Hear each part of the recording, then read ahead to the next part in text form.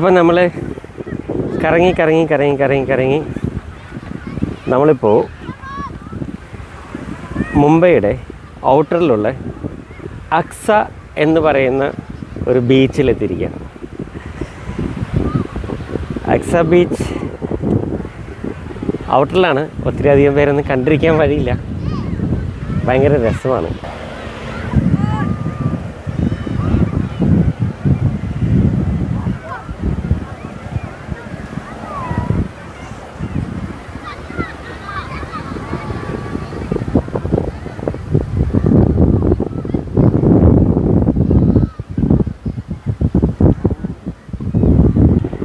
കണ്ടൽ കാടുകളുടെ നടുവിൽ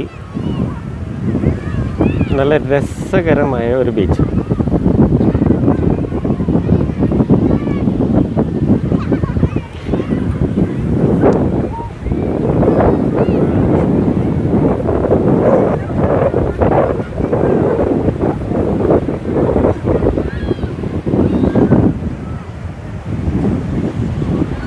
അപ്പോൾ ഇവിടുത്തെ പ്രത്യേകത എന്താണെന്ന് വെച്ചാൽ മുംബൈ സിറ്റിയിലുള്ളവർ വീക്കെൻഡ്സുകളിൽ ഇവിടെ വരും.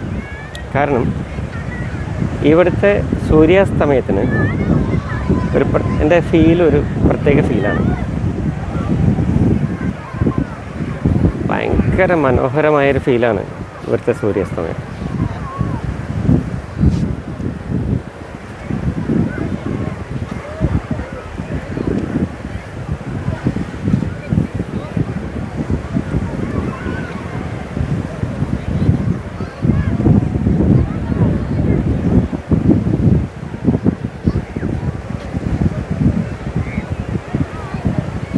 വേണ്ട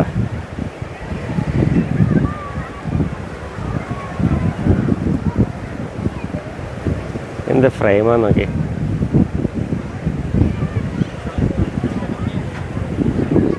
ഫിലിം ഷൂട്ടിംഗ് ഒക്കെ ഇടയ്ക്കിടയ്ക്ക് ഇവിടെ നടക്കാറുള്ള സ്ഥലമാണ്.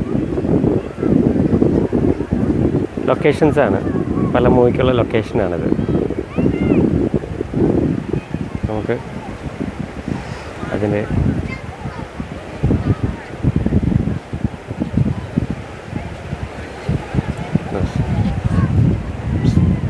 വ്യൂ കണ്ടോ. നമ്മളിവിടെ വന്നപ്പോൾ ഒരാളെ കണ്ടു, ഇർഫാൻ.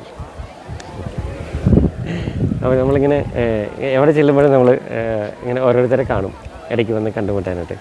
അഭിമിലായസ്കും ഇവിടെ എല്ലാവരും ഓണാണ് എപ്പോഴും. ആരും മൂടിയായിട്ട് ജാടയടിച്ച് നിൽക്കുന്ന ആൾക്കാരൊന്നും ഇല്ല ഇവിടെ. ഇത് ഭയങ്കര കുറവാണ്. അതിൻ്റെ അവിടെ ഒരു ഇതുണ്ടോ, കോട്ടേജോ അങ്ങനെ എന്തോ ആണത്.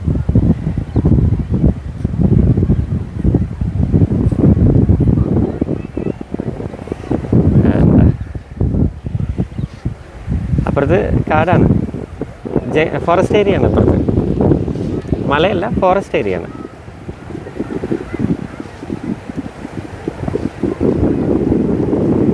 നമുക്ക് കുറച്ചും കൂടി അതിൻ്റെ അടുത്തേക്ക് പോകാൻ പറ്റുന്നു. ഒരു വൈറ്റ് ഫ്രെയിം പിടിച്ചിട്ട്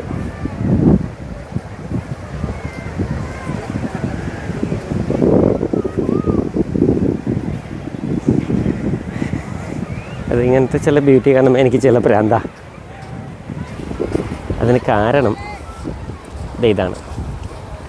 കണ്ട, നൈസല്ലേ?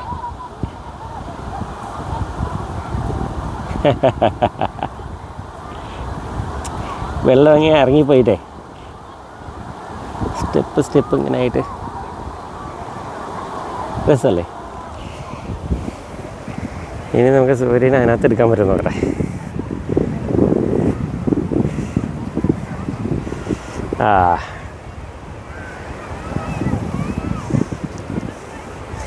വെള്ളിച്ചീലങ്കൈകൾ ചൊല്ലും മനേ മകൾ.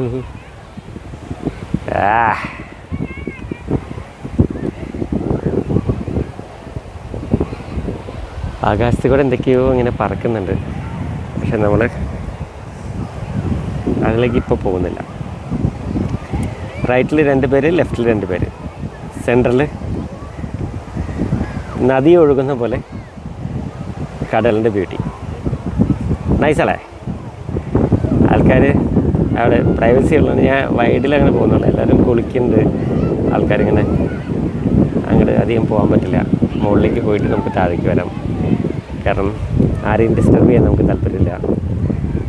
മുംബൈ ലൈഫിൽ അതൊക്കെ പ്രണയമൊക്കെ ഭയങ്കര സർവ്വസാധാരണമാണ്, വലിയ സംഭവമൊന്നുമില്ല. പക്ഷേ നമ്മൾ മലയാളത്തിലല്ലേ പറയുന്നത്. ഭംഗിയായിട്ട് എന്തുകൊണ്ട്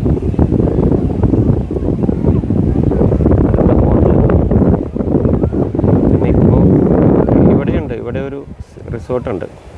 വേണ്ട, ഇത് റിസോർട്ടാണ്, നല്ല രസമുള്ള റിസോർട്ടാണ്. ആ റിസോർട്ടിലേക്ക് നമ്മൾ വരുന്ന എൻട്രൻസിൽ കൂടെ ഒരു വഴിയുണ്ട് ആ റിസോർട്ടിലേക്ക്. വന്നിരുന്ന് ഇങ്ങനെ ബീച്ചിൻ്റെ ഇതൊക്കെ കാണാം. നമ്മുടെ നാട്ടിലെ ബീച്ചും ഇവിടുത്തെ ബീച്ചും തമ്മിലുള്ള വ്യത്യാസം നിങ്ങൾ ശ്രദ്ധിച്ചായിരുന്നോ? നമ്മുടെ നാട്ടിലെ ബീച്ചിന് എപ്പോഴും ഇത്രയും മണൽപ്പരപ്പുണ്ടാവില്ല. ഇവിടെ അങ്ങനെയല്ല, ഇവിടെ ഭയങ്കര മണൽപ്പരപ്പാണ്. കണ്ടോ?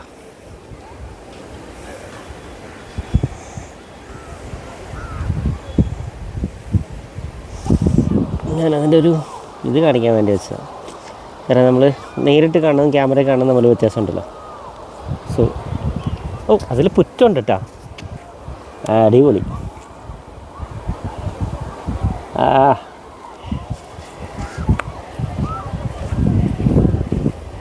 കല്ലിൽ വെള്ളമടിച്ചിട്ടേ കുറേ നാളുകൾ ഉണ്ടാക്കിയ പുറ്റുണ്ട്. നൈസ്. അതപ്പോൾ മിക്കവാറും എല്ലാ കല്ലും കാണണം.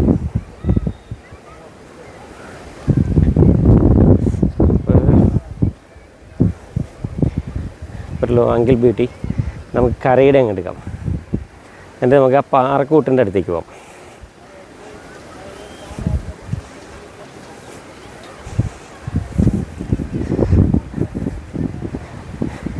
നമ്മൾ വന്നപ്പോൾ ഇവിടെ കുറച്ച് ആൾക്കാർ ഇരിപ്പുണ്ടായിരുന്നു, അതാണ് ഞാൻ ആദ്യം ഇങ്ങോട്ട് വരാതിരുന്നത്. നല്ല രസമുള്ളൊരു എല്ലാ പാറയിലും ഉണ്ട് കേട്ടോ പുറ്റുപോലെ. വെള്ളം ഇറങ്ങിപ്പോയതിൻ്റെയാണ്. വേണ്ട, അതും ഒരു രസമാണല്ലേ.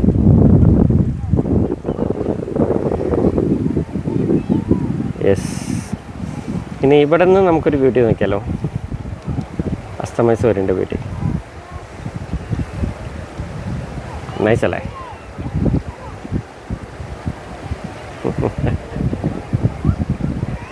അപ്പോൾ നമ്മൾ അസ്തമയ സൂര്യൻ്റെ ഫീൽ കണ്ടില്ലേ? പുതിയൊരു ബീച്ച്, പുതിയൊരു അനുഭവം, പുതിയൊരു ചിന്ത, പുതിയൊരു ഹാപ്പിനെസ്. ഇതൊക്കെയല്ലേ ജീവിതത്തിൽ നമുക്ക് ബാക്കി ഉണ്ടാവുള്ളൂ, അല്ലാതെ ഇപ്പം എന്ത് കൊണ്ടുപോകാൻ അല്ലേ? അപ്പോൾ നമുക്ക് ഈ സൂര്യൻ ഇങ്ങനെ നിലനിർത്തിക്കൊണ്ട് നമുക്കൊരു ഷോട്ടിൽ കൂടെ മൂവ് ചെയ്യാം. കുറച്ച് ക്ലോസ് പോയി നോക്കാം നമുക്ക്, ഭംഗി കുറച്ച് കൂടുമോ ഇല്ലയോ എന്നറിയാലോ.